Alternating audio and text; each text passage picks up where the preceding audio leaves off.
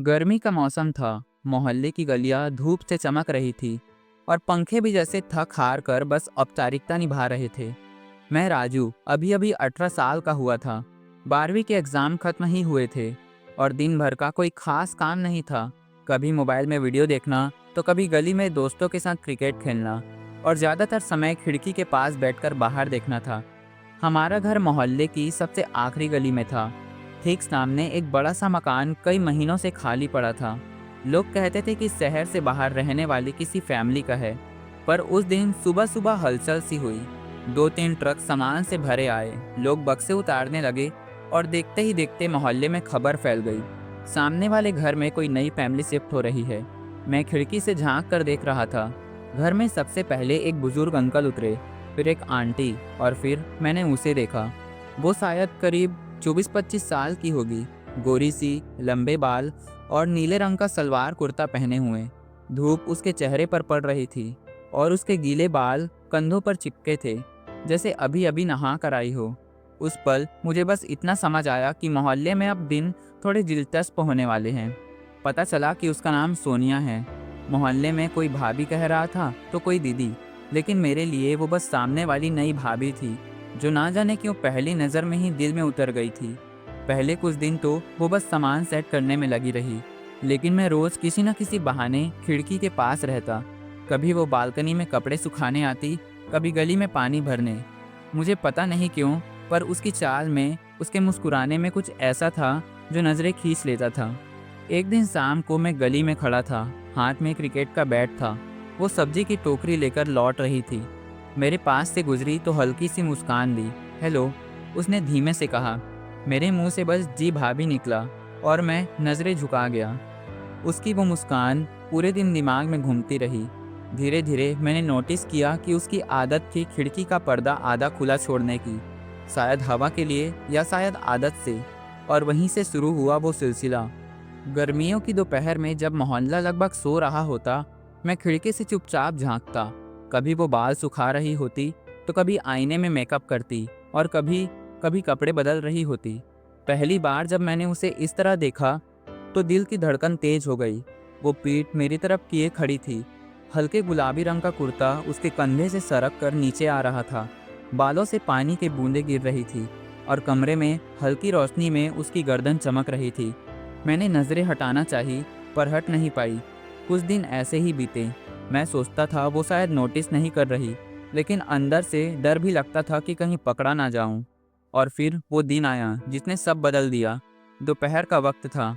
आकाश में बादल थे, लेकिन हवा में उमस थी। मैं हमेशा की तरह खिड़की पर था। सामने वाली कमरे में वो आई, शायद कपड़े बदलने। उसने दरवाज़ा बंद नहीं किया, बस पर्दा खिसकाकर छोड़ दिया। वो अपने कुर्ते के बटन खोलने लगी। बाल उसके चेहरे पर गिर रहे थे और मैं सांस रोककर देख रहा था। और तभी उसने अचानक मुड़कर सीधे मेरी तरफ देखा। हमारी नज़रें मिली और उस पल जैसे वक्त थम गया। मैं घबरा कर पीछे हट गया, लेकिन उसके चेहरे पर गुस्से के बजाय हल्की सी मुस्कान थी। वो मुस्कान जिसमें जैसे कोई राज छुपा हो। उस रात मैं सो नहीं सका। क्या उसने सच में मुझे देख लिया? क्या अब मोहल्ले में बात फैल जाएगी? या क्या वो मुस्कान किसी और मतलब की थी? अगले दिन शाम को जब मैं गली में खड़ा था, उसने बालकनी से आवाज़ दी, राजू जरा इधर आना। उसकी आवाज़ सुनते ही मेरे कान गर्म हो गए। मोहल्ले की दूसरी औरतें तो कभी इस तरह नाम लेकर बुलाती ही नहीं थी, और वो भी ऊपर से भाभी की मीठी सी आवाज़। मैंने ऊपर देखा, वो बालकनी में खड़ी थी। बाल खुले हुए थे, हल्की नीली प्रिंट वाली साड़ी पहने हुए थी। उसके गीले बालों से पानी की बूंदें अब भी गिर रही थी और हवा से उसका पल्लू थोड़ा थोड़ा हिल रहा था। क्या कर रहे हो? उसने नीचे झुकते हुए पूछा। कुछ नहीं, बस ऐसे ही, मैंने घबरा कर कहा। तो आ जाओ जरा, एक काम था, उसने मुस्कुराते हुए कहा। दिल की धड़कन तेज हो गई। मैंने सोचा जाऊं या ना जाऊं, लेकिन पैर अपने आप चल पड़े। गली पार करके मैं उनके घर के दरवाजे पर पहुंचा। दरवाज़ा आधा खुला था। अंदर आ जाओ, उसकी आवाज़ आई। मैंने जैसे ही अंदर कदम रखा, घर में ठंडक सी महसूस हुई। शायद कूलर चल रहा था। ड्राइंग रूम साफ सुथरा था। कोने में एक सोफ़ा और सेंटर टेबल, जिस पर ताज़ा गुलाब के फूल रखे थे। वो रसोई से आई, हाथ में 2 गिलास ठंडा शरबत था। बैठो, उसने कहा और मेरे पास बैठते हुए एक गिलास मेरी तरफ बढ़ा दिया। मैंने गिलास हाथ में लिया, लेकिन नज़रें उसके चेहरे पर ही थी। उसके गीले बाल कंधे से चिपक के थे और साड़ी का पल्लू हल्का सा सरक कर उसके कंधे की चिकनाई दिखा रहा था। उसने देखा कि मैं थोड़ा असहज हो रहा हूँ, तो हल्की सी मुस्कान दी। कल तुम खिड़की से क्यों देख रहे थे? उसने सीधे पूछ लिया। मेरे हाथ से गिलास लगभग छूट ही गया। न न नहीं, मैं सब ढूंढने लगा, बस। उसने हल्के से भौं उठाई। अरे घबराओ मत, मैं गुस्सा नहीं हूँ, उसने मुस्कुरा कर कहा। वैसे मुझे अच्छा लगा कि किसी ने नोटिस किया कि मैं भी इस मोहल्ले में हूँ। उसकी बात सुनकर मैं कुछ समझ नहीं पाया। मतलब? मैंने धीरे से पूछा। मतलब यहाँ तो सब अपने अपने काम में लगे रहते हैं, ना कोई पूछता है ना बात करता है। तुम्हारी नज़र पड़ी तो लगा कि कम से कम कोई तो है जो देखता है। उसका लहजा नर्म था, लेकिन उसमें कुछ ऐसा था जो दिल में उतर रहा था। वो आगे झुकी, सेंटर टेबल पर रखे फूलों को ठीक किया और फिर मुझे देखने लगी। तुम्हारी आंखों में सवाल है, लेकिन तुम पूछ नहीं रहे, उसने धीमे से कहा। मुझे समझ नहीं आ रहा था कि उसकी बातों में कौन सा मतलब छुपा है। वो अचानक उठी और बोली, आओ, मैं तुम्हें अपना कमरा दिखाती हूँ। दिल की धड़कन और तेज हो गई। मैं उसके पीछे पीछे कमरे तक गया। कमरे में हल्की सी खुशबू थी, शायद चंदन की या फिर उसके परफ्यूम की। उसने अलमारी खोली और अंदर से कुछ पुराने फ़ोटो के एल्बम निकाले। ये मेरी पुरानी तस्वीरें हैं, देखोगे? उसने पूछा। मैंने हामी भरी और हम दोनों बेड पर बैठकर एल्बम देखने लगे। फ़ोटो में वो कॉलेज के यूनिफॉर्म में दोस्तों के साथ, और कुछ तस्वीरों में बिल्कुल हंसती खिलखिलाती दिख रही थी। तुम तब भी इतनी ही सुंदर थी, मेरे मुंह से निकल गया। वो हल्का सा हंसी। अच्छा, और अब? अब तो और भी, मैंने नज़रें झुका कर कहा। उसने मुझे थोड़ी देर तक देखा, फिर धीमे से बोली, राजू, कभी कभी लोग जो बाहर से दिखते हैं वो अंदर से वैसे नहीं होते। मेरी भी एक कहानी है, लेकिन अभी नहीं, कभी और सुनाऊंगी। उसने एल्बम बंद कर दिया और मुस्कुराते हुए बोली, अच्छा अब तुम जाओ, वरना आंटी लौट आई तो सवाल पूछेंगी।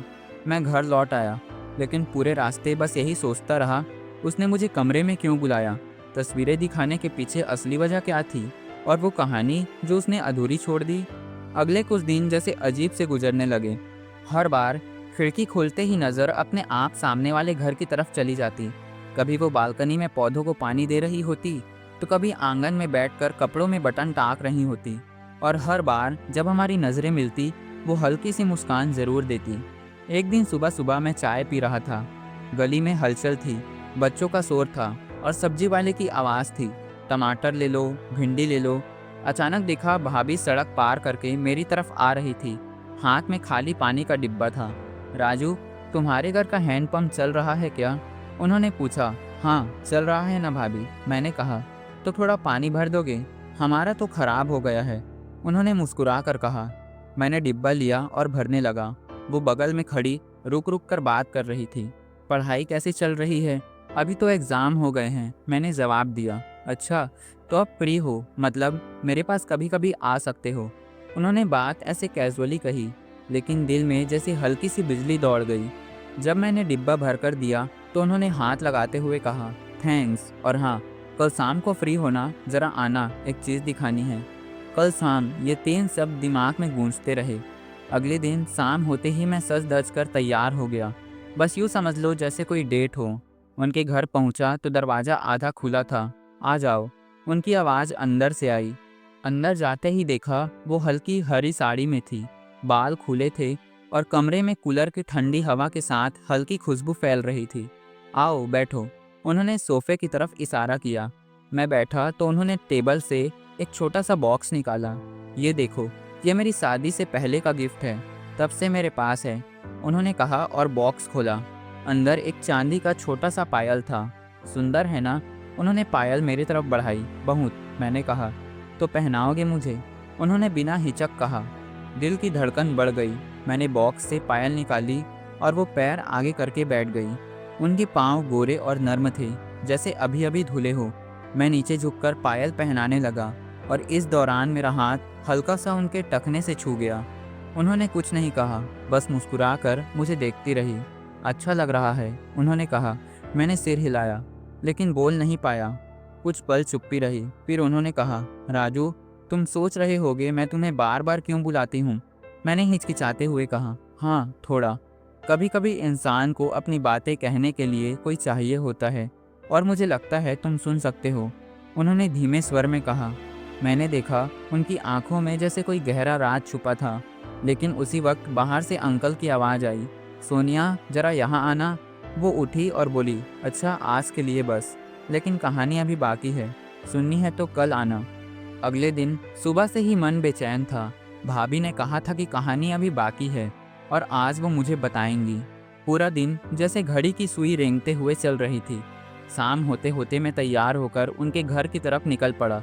दरवाज़ा खुला था, लेकिन घर में अजीब सी शांति थी। मैंने आवाज़ दी, भाभी कमरे में आ जाओ। उनकी धीमी आवाज़ आई। मैं अंदर गया तो देखा वो खिड़की के पास खड़ी थी, हल्की पीली साड़ी में, बाल खुले थे और शाम की रोशनी उनके चेहरे पर पड़ रही थी। उन्होंने मेरी तरफ देखा और मुस्कुराई। आ गए? मैंने सिर हिलाया। उन्होंने पास की कुर्सी की तरफ इशारा किया, बैठो। मैं बैठा और वो सामने वाली कुर्सी पर बैठ गई। कुछ पल चुप्पी रही, फिर उन्होंने कहना शुरू किया, राजू जो मैं तुम्हें बताने वाली हूँ वो शायद किसी और को मैंने कभी नहीं बताया। मैं चुपचाप सुनने लगा। जब मैं तुम्हारी उम्र की थी तब मेरे मोहल्ले में एक लड़का रहता था। हम दोनों एक दूसरे को बस देखते थे, कभी बातें नहीं की। वो मुझे खिड़की से देखता और मुझे भी उसका देखना अच्छा लगता था, लेकिन किसी वजह से हमने कभी हिम्मत नहीं की बात करने की। वो थोड़ी देर रुकी, जैसे पुरानी यादों में खो गई हो। फिर एक दिन अचानक मेरी शादी तय हो गई। मैं कुछ कह भी नहीं पाई और मैं उस मोहल्ले से चली आई। उस लड़के को शायद कभी पता भी नहीं चला कि मैं भी उसे पसंद करती थी। उनकी आंखें हल्की सी नम हो गई। उसके बाद मेरी ज़िंदगी में बहुत कुछ बदला। शादी तो हुई, लेकिन मेरा पति अब विदेश में है और सालों से मैं यहाँ अकेली हूँ। घर में लोग हैं, पर दिल की बातें किससे कहूँ। मैं बस उनकी आंखों में देख रहा था। कल जब मैंने तुम्हें खिड़की से देखा तो एक पल के लिए लगा जैसे मैं अपने अतीत में लौट गई हूँ। तुमने मुझे उसी तरह देखा जैसे वो देखता था। मेरे दिल में अजीब सा भाव आ गया, थोड़ा अचरज, थोड़ा अफसोस और कहीं ना कहीं एक जुड़ाव। उन्होंने पास आकर मेरा कंधा छुआ। राजू, लोग सोचते हैं कि किसी को देखना, किसी को चाहना बस एक खेल है, पर कभी कभी ये एहसास इंसान के दिल में सालों तक जिंदा रहते हैं। मैंने धीरे से पूछा, तो आपने मुझे इसलिए बुलाया? उन्होंने मुस्कुरा कर कहा, हाँ, क्योंकि मैं चाहती थी कि इस बार जो बात मेरे अतीत में अधूरी रह गई थी वो कम से कम शब्दों में पूरी हो जाए। कमरे में कुछ पल चुप्पी रही, फिर उन्होंने धीरे से मुस्कुराकर कहा, अब जाओ, और हाँ, कभी खिड़की से देखो तो छुपना मत। मैं वहाँ से निकल आया, लेकिन दिल में उनकी कहानी हमेशा के लिए रह गई। लोग शायद सोचेंगे कि हमारे बीच कुछ हुआ था, लेकिन असल में हमने बस नज़रों और बातों से वो पूरा किया जो कभी शुरू ही नहीं हुआ था। तो दोस्तों, ये कहानी यहीं ख़त्म होती है। उम्मीद है कि आपको पसंद आई होगी। अगर ये कहानी आपको पसंद आती है तो इस वीडियो को एक लाइक और हमारे इस चैनल कहानी स्ट्रीम को ज़रूर सब्सक्राइब करिएगा। और हाँ, बेल आइकन को ऑल पर सेट करना मत भूलिएगा। हम मिलते हैं अगले वीडियो में। धन्यवाद।